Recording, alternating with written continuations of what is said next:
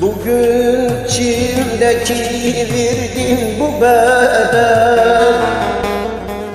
Bu vicdanlık insanlık mı töreni? Ne zalim adetimiz varmış ya Rabbi, oy oy. Miras kalletmiştim bana yengemi, vay vay. Ölmemi beni taşlara vurur, tabuta kalan sırrım aynı tabut içinde kardeşime götürün.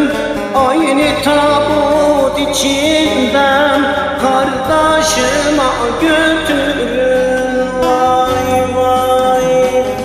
Ölmemiş beni taşlara vurur, tabuta kalan sırrım aynı tabut içinde kardeşime götürün. Aynı tabut içinde kardeşime götürün. Vay vay.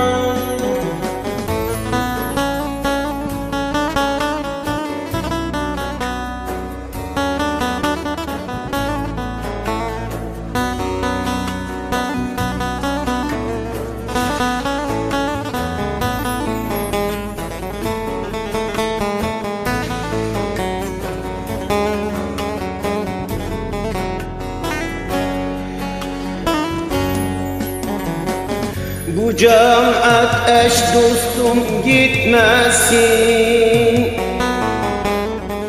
Babam burada iman şahit verdiler.